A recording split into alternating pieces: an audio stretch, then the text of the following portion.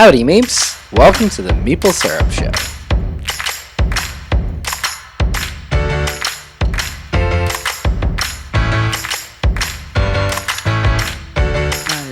We are live, and it is Wednesday. Hello, everyone. Nice to see you here on Meeple Syrup. Erica, how are you? I'm good. Jesse, how are you? I'm fantastic. You are fantastic. And it is Whoa Wednesdays. We've started something new on the Shop Talk page. If you aren't there yet, go to Shop Talk and link up there. It is where we discuss not necessarily the show, but stuff about the industry with more general things where people can actually get updates that these things are happening. Pages and groups are kind of different. So this is our group, Meeple Syrup Shop Talk. And we started Whoa Wednesdays on there because while the Shop Talk page is really not about promoting your goods, people do have some successes to talk about. So, for example, Mike Mahilsik answered all of his emails. Some, but not all. Yes. Some, but not all. Scott Rogers. Hey, that's an accomplishment. Yeah. Scott Rogers has an Origins nomination for Pantone the Game, which is awesome.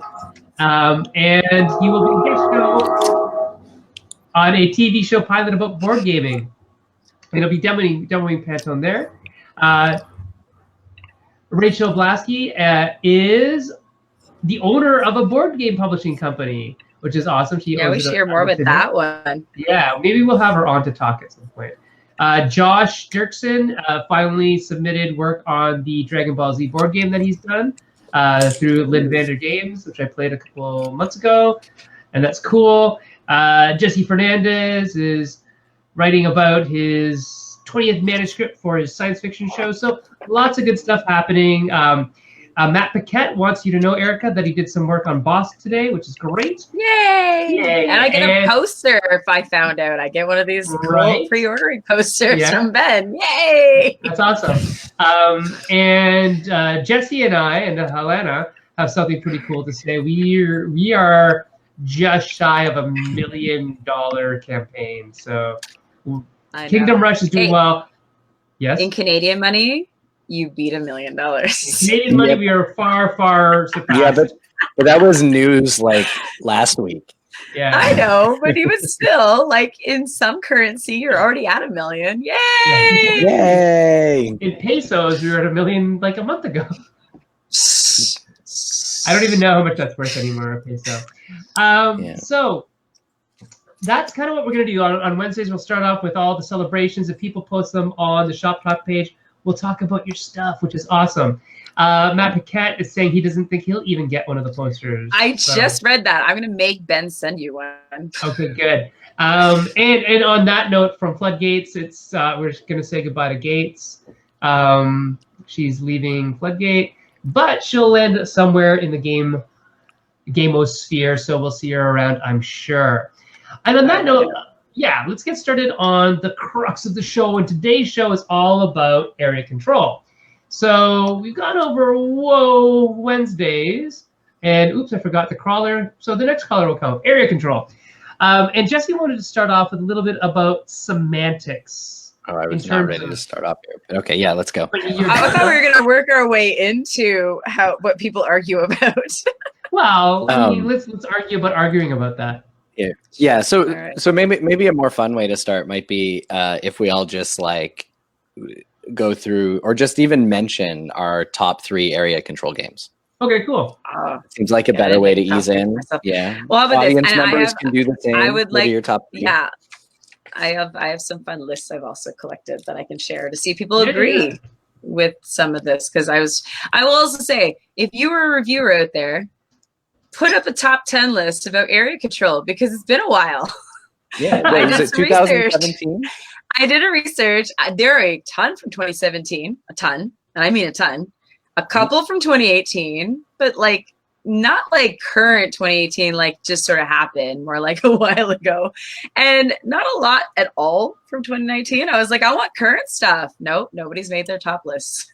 Nope, Root is not a top 10 area control game according to lists on BGG. And I think I was like, "Where's Root?"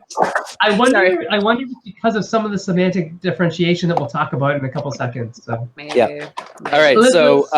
So Sen, what are 3 area control games that that you really like? 3 area control games that I really like. Do I have to have not designed them? They just be any 3 area control games that you really like. You can plug your own games, but I'm going to plug one of them. Yeah, you'll probably plug 2 of them. The other one that you and I designed together. Oh yeah, no, that's right. So silly. So I think for area control, I really actually quite like The Godfather New Dawn, which is not the Eric Lang game. It's the Sen-Fung Lim and Jay Cormier game, which came up before. It came up before the Eric Lang game. It was close. That was the problem. Yeah. It was a dice-based, dice-driven, make a offer you can't refuse type of game, and it's really one of my favorites because you can play with 6 players in about 45 minutes. Really, actually solid area control game where it matters what areas you actually control, and so that to me was one that I really enjoyed making, not just because of the dice and because of the theme, but because it really honed in on area control. Let's do that thing, and that's what we're doing. And that's why it takes 45 minutes, not like several hours, because there's the interaction between players is all about getting dice, but the area control is just very much distilled to that one thing, which is, I think, actually kind of cool. So that's one that I really liked. Jesse, what's your number one? Number one? Mm-hmm. Sorry, now people are talking on Facebook to us. I have to close Facebook. Talk. We'll come back to it. Yeah, no, that's right. I think my number one is, I'll just like Korra. I think mostly just because, not because it's like my all-time favorite area control game. If I sat down and said, oh, let's play area control, I'm probably not going to say, let's play Korra. But I just think that we did something really cool in it by using area control mechanisms to represent attacking and blocking in a head-to-head combat game. So what you do in Korra is you throw elements at each other, and the board's broken up into spaces, and you've got figures running around.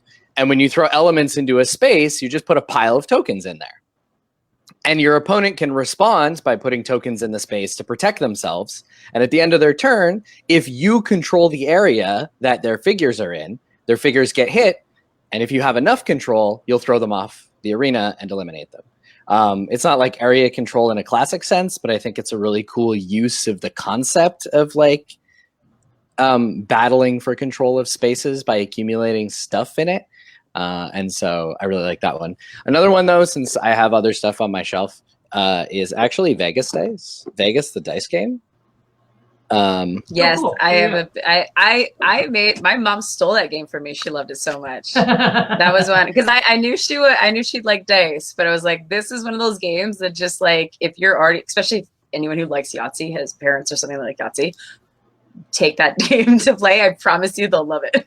Yep. I own it because this is my gateway tool. Yeah. It's a great one. Yep. I love how both of you picked your own game. Can I just say that? On a side note, though, did you see the hydraulic crazy board for Korra that was made? Where it actually raised the... I'm so jealous. You should be. Guys, it was beautiful. It is. You should be envious. It was so cool. You should be envious. I watched it. And it's sitting on my table. They gave it to you? Yeah, Leslie gave it to me. It was a present for me. You need to videotape this thing. I will. I just haven't had time, but I will. Because it's awesome. It is legit awesome. Missed opportunity. Okay, no, guys. Anyone out there, imagine you designed a game and you have super fans that trick out a board to the point where there is a little water pump to raise and lower a platform to get the real core experience. That's crazy. It's awesome. Amazing. It was amazing. That's now my new favorite thing. Daryl has flagged El Grande as his number one true classic area control. Yes, so El Grande. That was on a couple lists. Yeah. Would be my number 2. That I would have talked about. Yeah. But thanks a lot, Daryl. But yeah, so number 2 would be that. But Erica, what's your number 1? I don't have a number 1. I suck at these things. I'm trying to think of like what I've played recently. You know what one surprised me I liked? Yeah. So it's funny because I was going through some of these lists. I'm like, oh yeah, that one. Oh yeah, that one. Godfather New Dawn did come up on one of the lists then. And shout out to Daryl. There was Walled City at least twice. Yeah, that was my number 3. That was my number 3. Okay. But I was realizing the one I actually had fun with recently, because sometimes I'm just like, I like exactly like you said with the New Dawn. Like sometimes you think area control, you think an hour plus, and maybe we'll get into that too when we talk a little bit about semantics. So then my mind went to actually ethnos. And when I was thinking too, was because like, you know what, I actually enjoyed that because it was pretty straightforward. Like it wasn't very long. You could play more than one game in a row. I'm not gonna say it's my favorite, but I'll definitely say I'd probably play it more than a lot of other ones. Yeah, and it's relatively quick. Paulo Mori, I like the quickness of it. Yeah. I don't know why it didn't do very well, but it's interesting. I think it could have been the type of game coming out, because that was CMON, wasn't it? Yeah, it was a come on game. I have a feeling because it was just before they started doing their change of like their branding change. I wonder if this got caught in the middle of, well, it's not, a super heavy minis game. And that's kind of what they were doing at the time. It was a way of trying to tone that back, but I think it was just before they got noticed for toning it back. Just a guess. So this is actually a perfect transition into talking about what is area control. Because the reason why I thought it would be interesting to talk about that is because we had posted homework for the Meeps asking you guys to talk about your favorite area control game and what you like about it. And Teresa Nessel had mentioned that she would have said ethnos, but then the evening before, someone pointed out to her that that's more of an area majority game than a straight up area control game. Sure. And so it's time for semantics. What is area control? What is area majority? Are there other categories here? Is territory control? Is that the exact same thing as everyone else? People just using these interchangeably? Or majority. Yeah. So let's start with this idea of area majority. Both of you were talking about ethnos. What's the sort of interactive mechanism of ethnos, and why might someone call that area majority? Well, I think it's because it's majority rule in the actual territory. Like we were kind of talking about, thinking about when planning for the show is like, what are we talking about? Is it taking over? Is it one person's in it and they got it? Is it a bunch of people in it and the person with the most? And so maybe that is the difference in the terminology. Is I would say area majority is, so in ethnos, more than one person can have a claim in a place, right? But the person with the most claim owns it. So they have the majority. I would assume that's a literal. Yeah, is majority maybe like a subset of control? Yeah. Maybe? Right. Because like Zach brings up a great game, and I think this is probably, Jesse, probably would be number 3 on your list. Maybe even number 2, I don't know. Adrenaline, CGE game. Adrenaline's on the list too. Which is an amazing abstraction of first-person shooting games. Basically what they do is you score based on how much damage you've done to an area of the body, right? Roughly. Well, it's more like, the better way to put it is it's area control, except the areas that you're trying to gain control over are your friends. Yeah. And you gain control of the area by shooting them with rockets. Pew, pew, pew, pew, pew. As one does. Come on. Yeah. And so Daryl's saying that area control versus majority is definitely different in motivation and strategy. And I agree that majority tends to be a slightly friendlier version of it, like everybody, because several people can gain benefit from it. Have a chance. Yeah. Yeah, or get lesser and lesser and lesser and lesser as they have less and less control in that area versus, only the mighty, there can only be one ruler of this particular zone.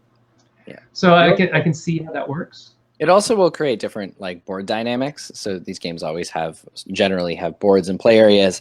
And in area control games, if you've got some restriction on where you can place your troops or whatever, if you have to be connected to yourself, you can still move through other people's spaces. You can expand in different ways more freely. But in area control games, classics like Risk, but also other games that are not Risk, taking control of an area is also taking away options from other players. They now have to fight you to go through that way, as opposed to taking another approach on the board. So if you're designing a game and you want to be able to draw battle lines, then full control may be a better thing to think about than majority. Mm-hmm. And I think the thematics of it obviously dictate,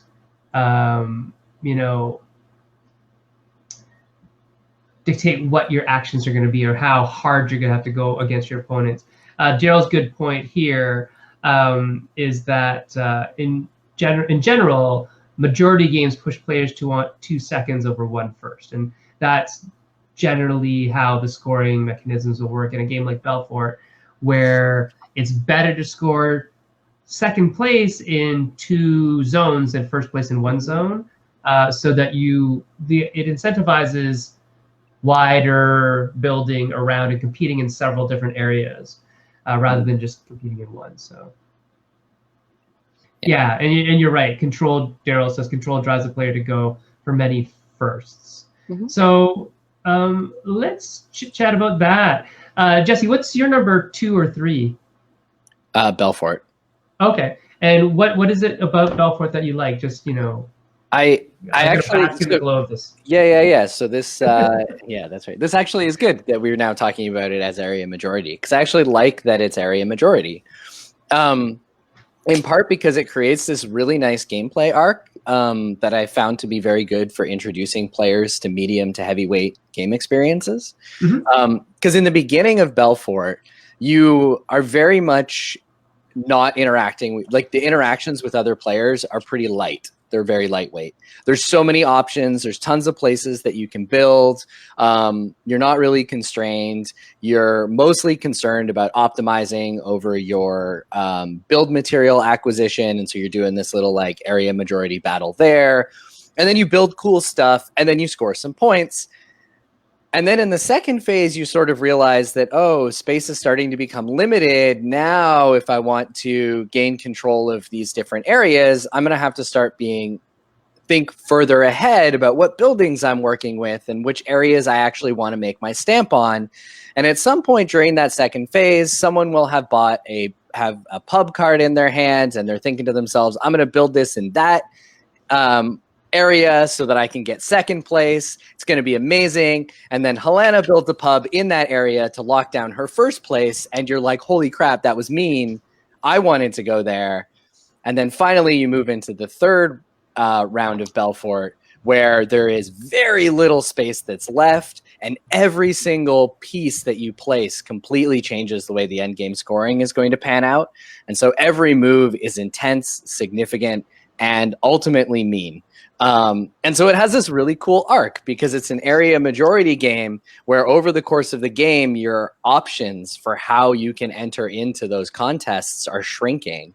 And so it gets to be sort of lighthearted and friendly, and then ultimately conclude with the high intensity, essentially battle for victory. So I really like that arc. I think that's an interesting point in itself, is that it's like, and this is maybe something until very recently hasn't changed, is that most area controls or area majorities, whatever we're looking at, they are mean games. And so I think that will also maybe where it's getting interesting when we talk about some of the current stuff is maybe where they're not perceived maybe as mean. And that's a whole interesting one in itself. You know what? Okay, I played one randomly the other day. It just reminded me. It's the first time I played it. I was like, this is probably one of the most chaotically strange games I've played in a while. That was Area Control, and that was the Discworld game. Oh, yeah. I was like, that is such a weird game. Well, I mean, if you look at the... I know the source material. I was just thinking Area Control, and I was like, what was that? Oh, yeah, that was the wacky one. It's interesting because what's one common term we hear when we talk about area controller a lot? It's dudes on a map, right? Dudes on a map. Traditionally. Yeah, and I think what you're going to find is that there are a lot of players today who don't appreciate that because they tend to be mean, as Zach Connolly and Shem are talking about on the chat right now. They're saying, I'm starting to realize that I enjoy area majority a lot more than area control. And Zach Connolly says, yeah, because they're interactive, not mean.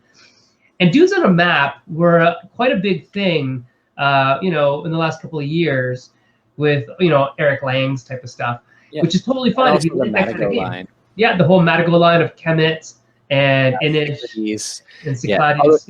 Inish breaks from it, but we'll come back to that. Yeah, it does, but it still has the trappings of Dudes on a Map. And so Erica was looking for a bunch of top 10 lists, and those top 10 lists seem to kind of peak at around 2017. And there's probably a reason for that.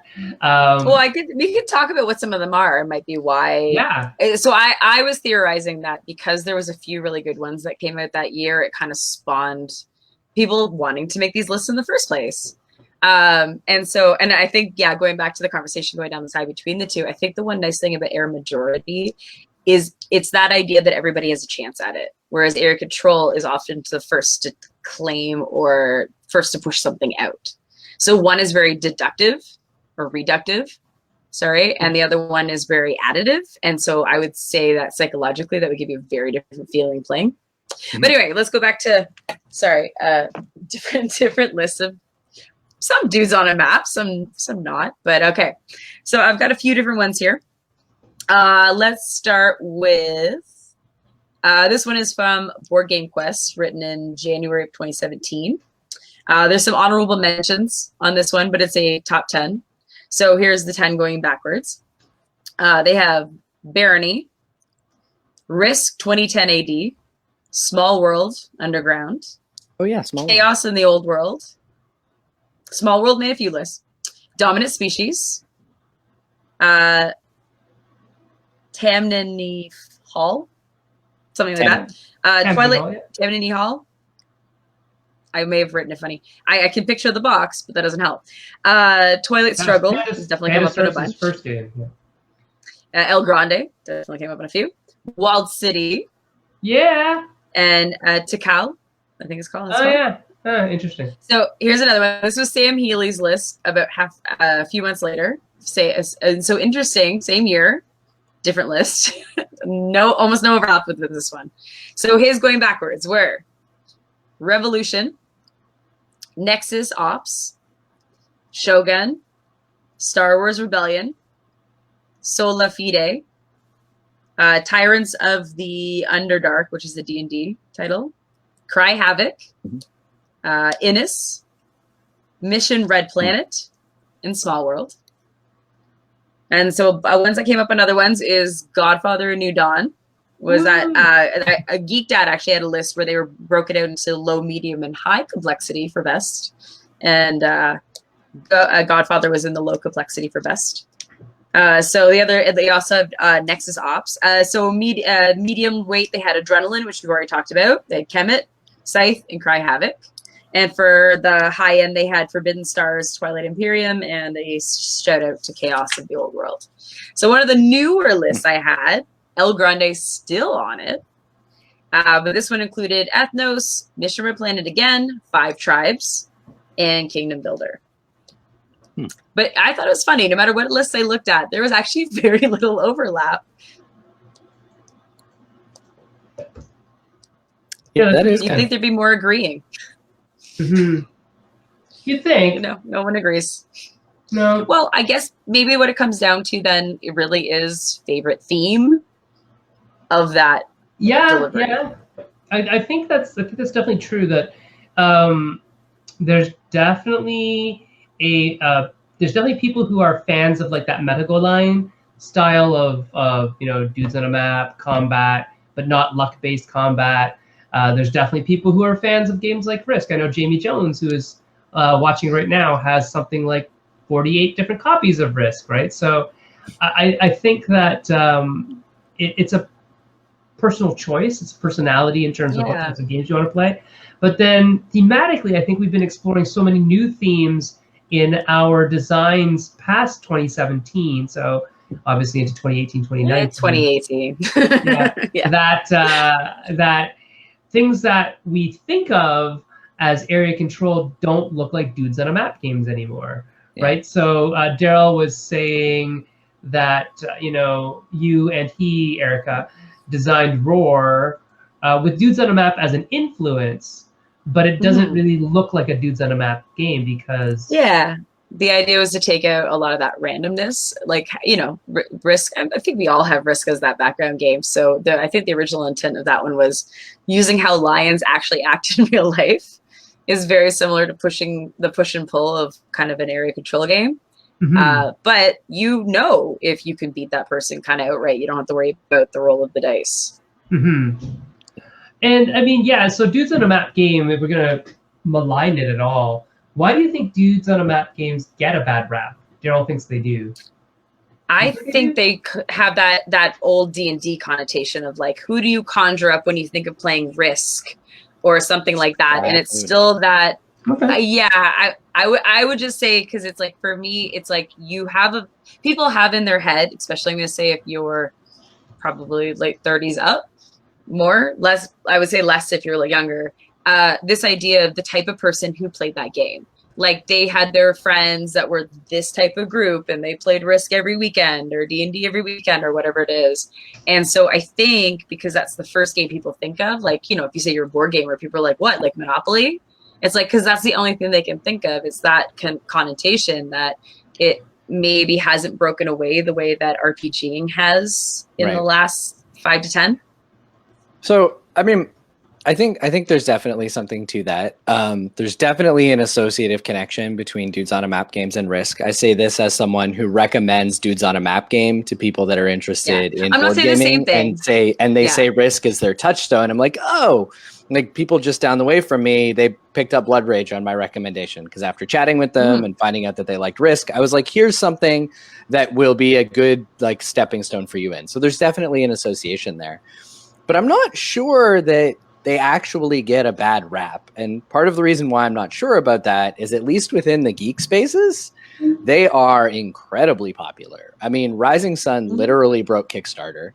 And like Inish was a huge success with rave reviews coming from all sides. And I mean, it's still, I think, doing all right out there. So Kemet is like well loved by most people that are into that kind of conflict game. So I think that's the thing, though, right? It's the maybe it's a perceived conflict. Yeah, that's what I say. Maybe it's perceived conflict. It's the idea that kind of going back to this idea we're saying, where I think without meaning to, you think area control or area majority, maybe more control than majority. You do think mean, even if it's not. I think because you played those 1 or 2 mean games, and they tend to be longer games that end up being mean, it's an interesting investment of time if you're not necessarily, I don't know, depending what you're getting out of it, I suppose. And maybe that's, again, I think it's more of a perceived thing than anything else. Because when we start talking more about the current games, I think they're going to be a huge shift in what people even consider those games to be. It's amazing what has an area control element now. It's kind of like, why? Or cool. But yeah. So, I mean, Tim Brown kind of spells it out here. He says, Dudes on a Map implies war games, which turns off a lot of people. And I think it's that mean connotation. Yeah, I don't think he's wrong, and I think it's changing, but I also don't think he's wrong. So that's interesting. Interesting. Yeah, and Zach Conley says that maybe area control isn't war enough for war gamers and is too mean for Eurogamers. Maybe, I don't know. It's probably where theme becomes a really big point for people. And again, why we're saying maybe some of these lists don't match for that reason. It's how they want that delivered. Their so-called meanness. What doses does it come in? Yeah, that's right. One of the commenters earlier had mentioned that area control majority always features conflict. And one of the things that's changing is designers are getting more creative about what they start to recognize as conflict thematically, right? Not strictly dudes with swords hitting dudes with swords. But given that most games are in some ways conflict oriented, the difference maker, I wouldn't be surprised to find out for what makes someone love area majority game A versus B is literally just the thematic trappings of it. I would have to think so. Because there's a lot of similarity in how any given area control majority game feels when you're playing them. I find it pretty rare that the mechanics around it break that fundamental mold of how you think about the game, how you're thinking about your interactions with other players, precisely where the emotional highs and lows fall. The exact sort of plot of that roller coaster may be different, but it's going to have the same sort of broad trajectory. Well, I mean, that's a good point. And the question really is, does theme then matter? And the answer is probably yes. To some people, war with dudes hitting other dudes with swords and other swords and more swords is like a no-sell. That's like a hard pass. My family will never play it. But if it happens to be cute mice trying to carve off a piece of cheese, then they'll be like, yeah, we're all in. Yeah. It's adorable. Yeah, but mechanistically, it's the exact same thing. And I guess, different. Yeah, and it's that's a really how you feel playing it. Mm-hmm. Yeah. Yeah. Yeah. Andrew says, I've always said that Bosk is the nicest mean area control game I've played, so theme matters a lot. By the way, I was listening to a 99% Invisible podcast today about squirrels, and all I could do is think about the fat squirrel in Bosk. It is a fat squirrel. Squirrel. Hey, now there's free printed swirls. Yeah, that's cool. Yeah, if you pre-order, there you go, your shout out for the day. Yeah. If you pre-order, they have these really cute screen printed squirrels, which I don't even know if I'm getting a copy of, but they look neat. So if you want Boss, pre-order, get the cool squirrels. Cool squirrels. That's a hard word to say. Like hard phrase to say multi-time. Squirrels. Cool squirrels. Cool squirrels. Cool squirrels. That's hard. Oh, interesting. So. Is the military in Seven Wonders considered area control even without an area? Oh, definitely. Yeah, it is a majority thing, right? Huh, that's interesting. See, yes, in some ways because you're akin to, so we say. Well, it's akin to because you're actually it's everybody, including the two people you're next to. Well, it's only the two people you're next to and yourself. Competing for this thing. So I don't necessarily know if it's area majority or area control. It's majority. No, it's it would have to be majority because you could own some. It's control, but we can all own some. But is it control of an area? You don't get like partial points for not. It's all or none. It's all or none for each side, right? It's definitely an area something or other mechanism though. But is it area? It's something. I think it's area. I think it's area. It's a comparison. In a way, area control with a map and pieces is still just a comparison. We've used a map to make it easier to do a dozen comparisons. Seven Wonders only has you doing 2, so they don't need a big map. But there's also usually intrinsic mechanics in area control where you have to actually move to those areas, right? Yeah, so you have to pick a card. Yeah, I wonder if there's... There's an area written on the card. It is a location, most of them. Does that count? These are my barracks. I'm going to the barracks. I don't think it has to be a physical thing. Yeah. You don't have to physically have a meeple to move around, do you? Okay, that's a whole other question then. Yeah. Get the physically. That's interesting. Sorry, so, go ahead. Speaking about physicality, Shem Phillips brings up that the tactile visual aspect of seeing my dude removed from the map is what turns them off of more war-style area control games, unless there is some value in having them destroyed, like in Blood Rage. That's interesting. I used to have this debate with one of my friends, Jeff, about Eurogamers and their love of building up and not seeing things destroyed. And there's a big psychological aversion to loss, right? Risk and loss. People are very averse to that. And so games that are area majority where you're building stuff, but it never gets destroyed, like in Belfort, I think that may be why people find that more comforting or comfortable. And they can still be a little bit mean. Like Daryl said, they're passively aggressively mean. Yeah, that's interesting.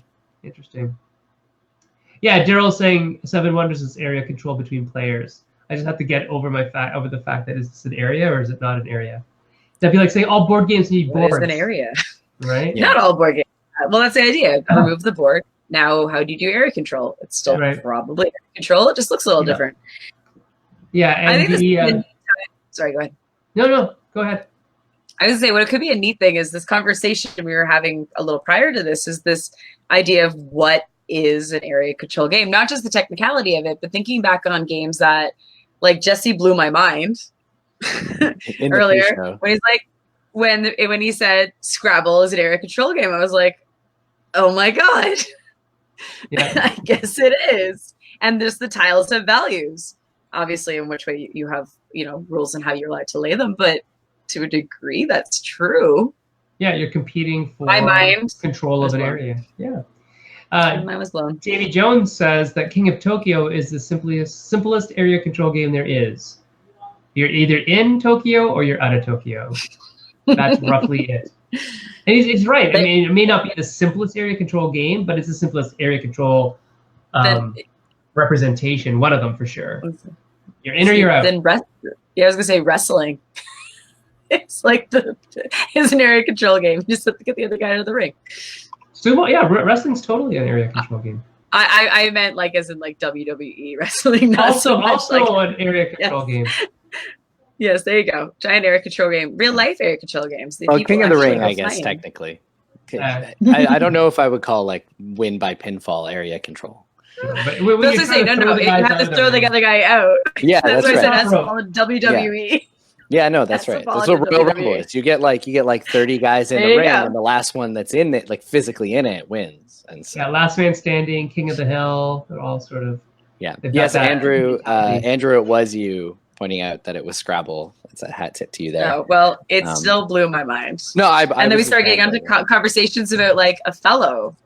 And like other like super old classic games, you're like 100% this area control. You max out those corners, nobody can flip anymore. Like you're like, that's what you want. Yeah, it's you like, control that area. Yeah, my mind was blown earlier. Yeah. I wasn't even thinking like that. So is there anything that we can think about in terms of design of area control games? I mean, we've all designed one or two, at least, games that are strictly area control or area majority in terms of Bosque, Roar, Godfather, Cora, Belfort. We have a bunch of games under just our collective. We all like area control, apparently. Yeah, and we've all used very different themes. So we've used like a sport theme. We've used mating lions. We've used leaves falling from trees. We've used building a city. We've used literal dice on a map, control of a city, right? So there's a lot of differences in all of those. But the core of it still is the same. Pente, that's the name, Andrew. That's the name I was thinking. When you said, what's that other game like Othello? It's Pente. That's what it is. Yeah. That there's a lot of really good stuff to talk about in area control. But how did we design those games? What made us pick area control or area majority or a subset thereof? I know my answer. What's the answer to everything I do? Let's do a story time. We can each talk about the area control elements of one of the games that we've worked on. Go ahead. Well, so for me, everything is always theme first. It's whatever the idea was first, and how that reacts comes out of it. Like the area control came out, for example, for Roar, the area code came out because that's what lions actually do. They push each other out of areas and say, this is mine. Right? That's how it works. And it also worked with the idea that humans do the same thing, because there's a push and pull in the game where human encroachment takes over all of the highest leveled food spots and then slowly retreats to allow a bit more like fluctuation at the end of the game. And then for Bosque, funny enough, like Daryl was like, was literally the idea of the leaves spreading over the ground. So it was already stemming from leaves on the ground, and then it was like, okay, but how do we turn that into a game? Mm-hmm. And so funny, there was already an area element to that one, or even both. If you think just how both things act in real life, what the behavior of both random themes were in real life, they both basically do what they do in the games. Okay. And so it was a literal translation of area control or majority. Mm-hmm. Both.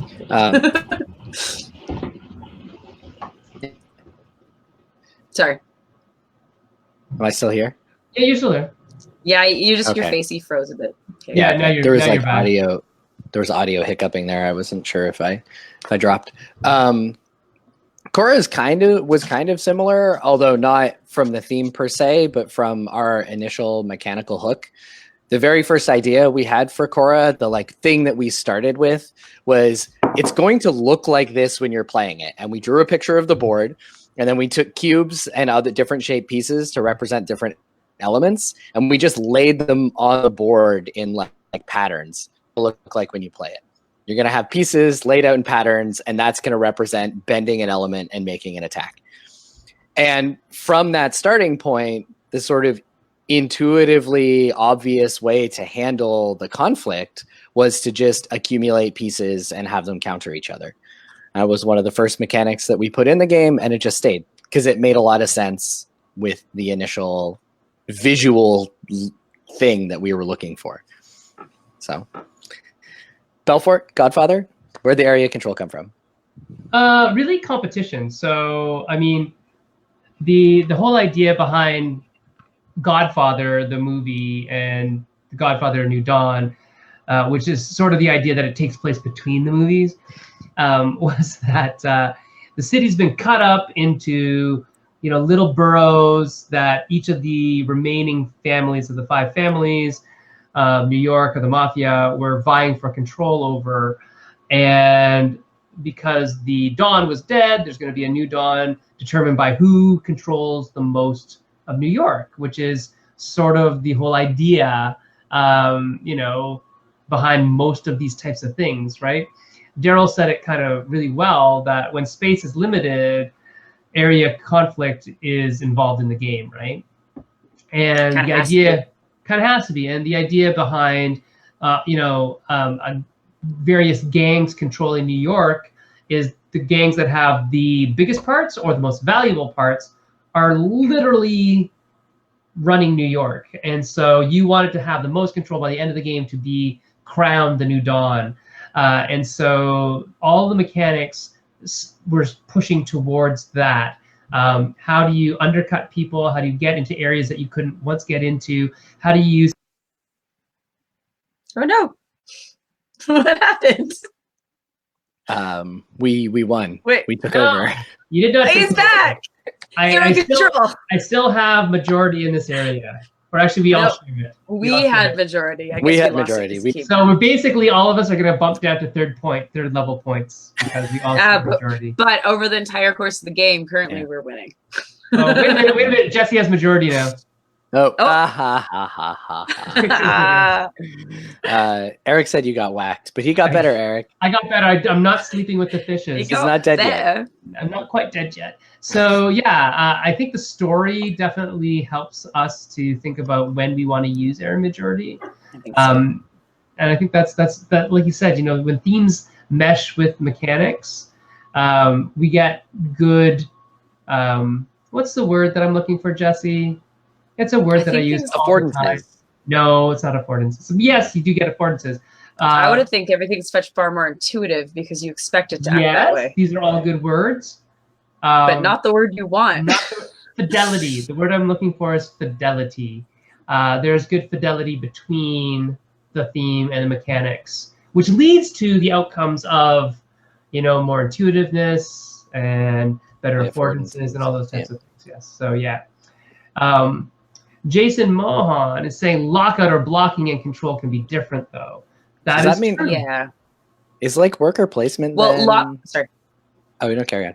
It's a form of, I would actually say, in some ways, I know where you're going with this, because it's a form of lockout between the rounds. Right. Because no one else can go there. That's right. Like right now, Erica's going to lock us all out. Oh! Lock us all out. So now you were winning now? You were going somewhere else with the lockout comment, Erica. Sorry. Yeah, what was your lockout comment? What I was going to say, I think it's an interesting idea, because a lot of times lockout is first to the location. Mm-hmm. And a lot of times, like, don't get me wrong, it could be a defense-based game, in which case maybe then you get to the location and have to actually physically put yourself into something. But I think a lot of times it is the first to arrive, in which case it's funny how much then it connected directly with what Jesse was on tangenting on, that it's like worker placement is first to the place. The only thing is it always resets, so then it's not really Yeah, but I mean, Blood Rage is area control, and the game resets every round, right? You keep your engine or your like combo pieces, you keep your architecture, but you completely reset the board state. We're basically playing a fresh game with a new starting point 3 times in a row. So the resetting is totally okay. Yeah, that's interesting. Yeah, I think blocking's a little different than worker placement. No, it's totally different. It was just funny that the wording was connecting with exactly what Jesse was saying. How is this the same? But yeah, the weird, crazy tangent I was going on is like, is worker placement elements have elements of area control to it?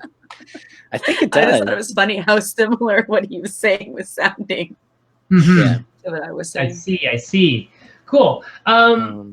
What else do we want to talk about with worker placement? What are we hoping to see in the future of worker placement? Well, I think we should talk about some of the interesting new ones that are coming about. Like, I know people do talk about boss being strange with. Oh yeah, area control. That's what I mean. Did I say worker placement? Did no, he say worker placement? You did. Okay, I was like, I don't remember. Oh, whoops. You totally did. It's okay. Don't do that to me. It's getting late. So let's talk about the new area control games, like new directions for area control. New directions. Okay, so I mean, I would say Bosque is a good example of people don't consider usually a game with trees and leaves to be area control. So it does change like kind of what you expect from the game. But I think another good one, and we were actually hoping to originally have Chris Rollins on for this from Forest Presents, because we were going to talk a little bit about Skulk. He unfortunately is crazy swamp, so unfortunately to cancel with us. But Skulk is a game that just came out that is a plastic skull that is essentially a bluffing game, which you would never consider to have an area control element, but it does. And it kind of is fascinating to think of a game, two mechanics you'd never normally see together, like bluffing and area control. You normally wouldn't see those together so much. There was an interesting combination. So it's essentially the game is you open the skull's mouth, one person's looking at it, they'll either lie or tell the truth about the color, depending on which they do and what people react to. Changes to outcome where you're either collecting marbles or you're literally placing tokens onto a small disc that is the area control element, because it's sort of like the person who doesn't have a placement or the least loses. But you can also, my only issue with this game is a player elimination. So even before we kind of got to the part where people would be filling up the discs, people were already out. And that was my only issue with the game. It really was, but just from a design standpoint, it was fascinating to see a bluffing game that in an area control at the center of it. Yeah, I think more like overall, not just with area control, but I think that we should expect to see more mechanics fusions. It's been happening for the last couple of years, and I think it's only going to get more extreme and more innovative. These single category games are becoming exceedingly rare, in part because you can mix different mechanics together, like bluffing and area control, to create a really unique novel experience. And that the novelty of the experience your game offers is part of how you stand out in the market. Yeah. If you offer just another area control game, I mean, I've already got 6 of those on my shelf. Why should I care? I was going to say, I was like, Endeavor has area control. And I was like, what else is on that shelf right now? It's interesting that you're saying that, because as an old man who has old games in his basement, I'll often go back and play them and relish in how simple they are. Like actually be happy. It's like, oh, this is so simple and so clean, and it really focuses on that one mechanic and does it really well. Which is why some really cool publishers are republishing classics, because there's no need to design them. They already exist. That's what I was going to say. They already exist. You already have your favorite. Yeah. And that's kind of the issue, is you're like, well, why would I get a new one of those when this does it awesomely? And don't get me wrong, we all know that someone can still come up with a great game. But knowing that those things exist makes it a little harder for people to want it. Yeah. Sam, where do you think area control is going? Well, I think I'd like to see area control where, and Daryl said this too, we're on the same wavelength as usual, that I think area control where area control doesn't just get you points, where it's not just VP anymore, where area control gets you something interesting. So you're fighting for more than just the end goal. It's a step in the way of getting to the end goal, which will allow you to probably do some neat fusion of different types of mechanisms where area control isn't the be all and end all. It's just a driving part of it, which is what Belfort really is. Area majority in Belfort, a lot of people don't actually think of Belfort as a majority game because it's literally just like a quarter or a third. It's probably about a third of the game. Well, it's a scoring mechanism, but it's not. Which makes sense. Yeah. Yeah. No, I actually think Belfort's a great example of fusion, right? Because it's got two different area majority systems latched onto each other with resource management, hands management, and worker placement elements, right? Yeah, Tim says it's almost pushed into the spice shelf, and we're like, oh yeah, let's mix these things together. To be honest, that's exactly what we did. I'm just kidding. Tim Brown says games are trending back towards the simpler. What do you guys think about that? Maybe. I can't see a lot of examples of it. I was thinking about it when I saw that comment come up. Depends what you mean by trending. Like what market space are we actually taking into account when we think about this? Yeah, I don't know. That's a good question. Yeah, let us know, Tim. You can fill us in the comments below. In some ways, what I could say by simpler is because people are looking for that kind of this is maybe a little less hobby and a little bit more mass, but where a lot of hobby is kind of hoping to have a game in this kind of line is that idea of that the game essentially does one central thing based around something that's a showpiece, like whatever it is, the toy, the mechanic, the whatever, but something that's showy in the center. The game can be fairly simple because it's based around this showy piece. And there's a lot of trend towards that in mass right now where it's kind of like that. It does that one thing and that's what it does. It does. I don't know how else to explain it. All sorts of poop. Sure. It could be that it's something that fills and explodes. Yeah. Poop shoots out of a toilet, whatever it is. That's definitely where mass is going, where there is less game to it. But to be fair, they've always sort of been maybe trending that way a bit more, where there is a bit less game. It's more accessible because it's not hard to learn. It's 3 rules. Right. I don't know. Saying that people are turning away from games that are over an hour long, and I agree with you there. But again, simpler though. Yeah, I think could be wrong. I do think it's important though to attend to who the people are, and the reason I'm saying this is because Terraforming Mars and On Mars are both incredibly layered, in some might say overbloated games. That one was very popular last year and now has a Kickstarter that's doing super well, and On Mars is tracking to 1 million. And Lacerda's games are all kind of really complicated interwoven systems, and he has quite a big following, right?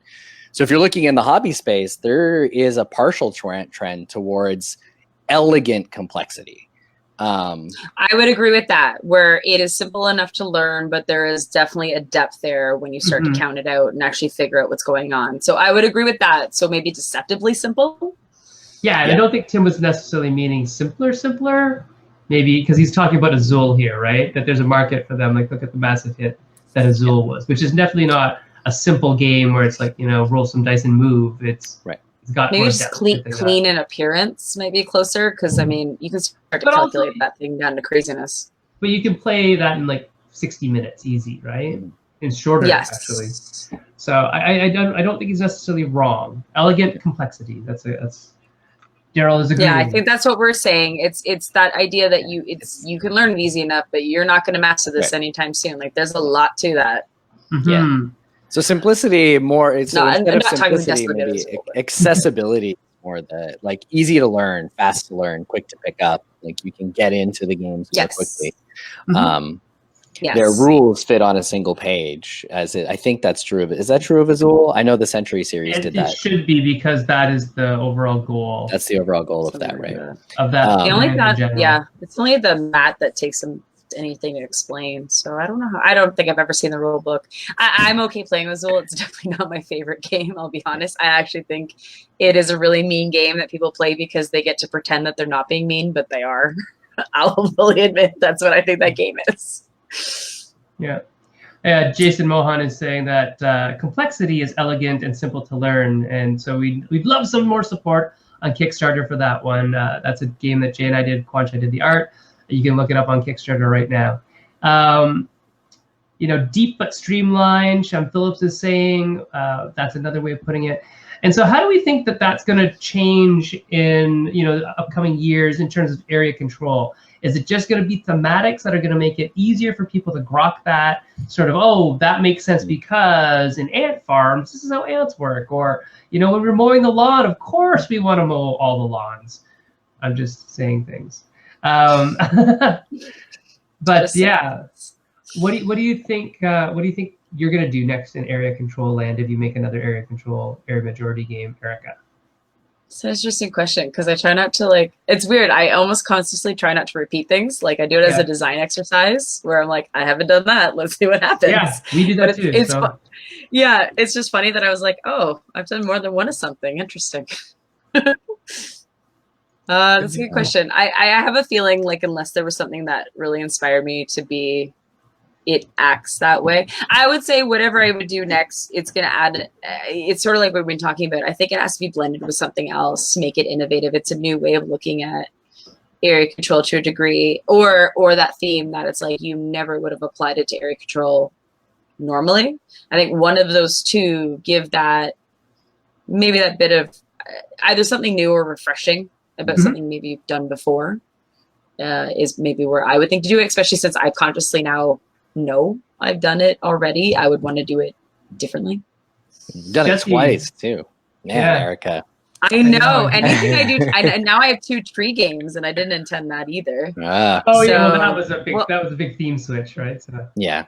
Yeah. What about you? So, I mean, for me, so there's two ways I can answer this. The first is that in general, I see high level mechanisms like area control or deck building. Okay, fine, we'll go there.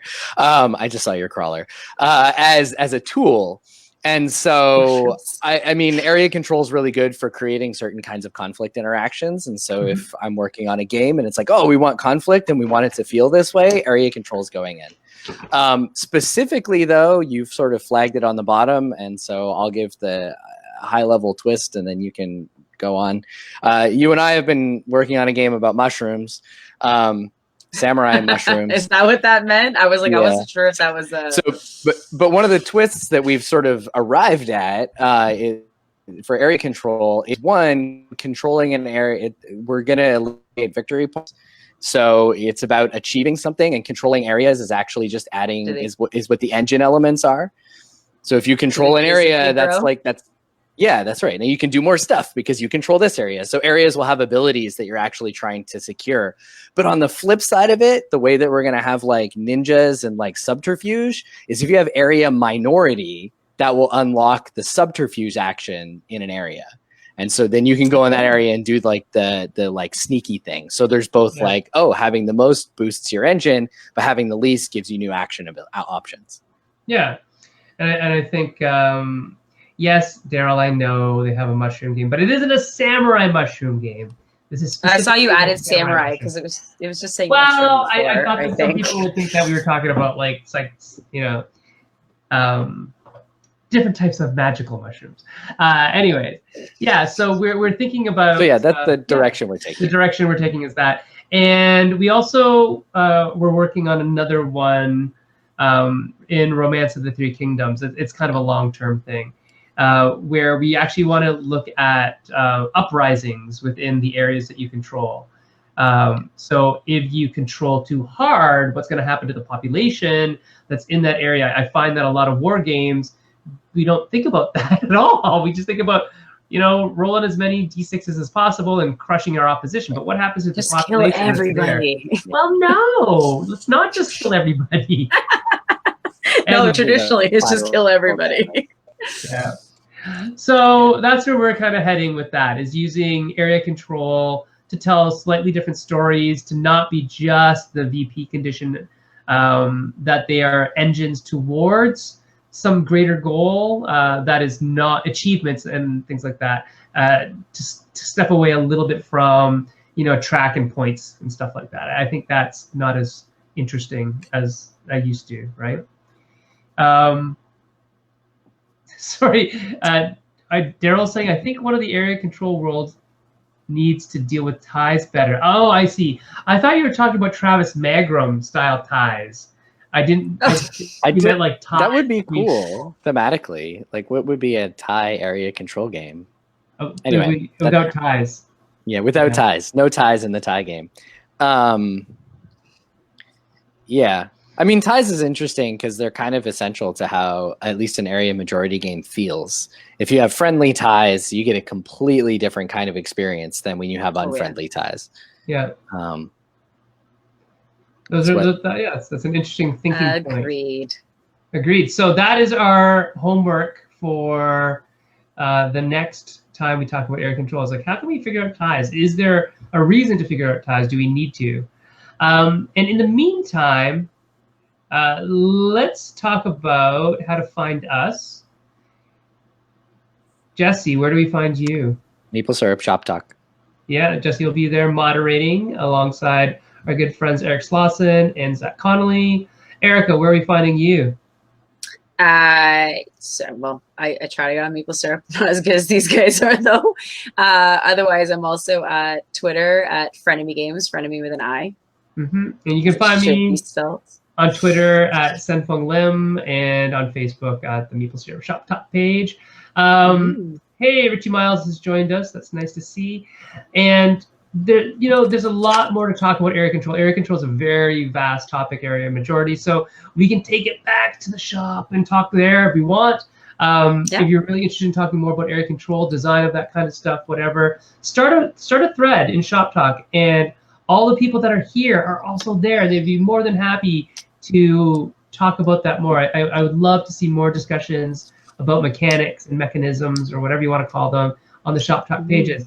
Next week, what are we doing next week? I don't even know. Spotlight. Well, we have to check our calendar again. What is next week? Next week is May the 9th. May the 8th, sorry. Is that our industry one? No. No, Designer Spotlight. It's a spotlight. Is that Elizabeth Hargrave? Yeah. I think so. I mean, we're terrible with calendars, guys. So sorry. Yes, she is our next spotlight. Yes. This is, by the way, this is like the first year we've really ever done a good calendar. Daryl and I have tried in the past, and they'd always kind of devolved by the end of it. This year it's a little bit better. We promise we plan it. We just forget. Sometimes check it for the show. I just had to open it. It's Elizabeth Hargrave, Designer Spotlight. Yay, we were right. Yeah, I knew it. Okay, so she's on next week because she's going to talk about Wingspan, obviously, but she also has a new Kickstarter coming. Cool. And so you get to hear all about a new game. Yeah, we'll talk about birds and flowers. Yeah. Birds and flowers. And we should also, at some point, just a note to ourselves, link up the Shop Talk page to the actual Facebook group page. It is, so that they can click over more readily. It is linked. Welcome to Facebook. Okay, it might have just been on my side. No, you have to dig. It might have just been on my side. Totally you. Can we do it as a pinned thing? I don't know. Thing on Facebook.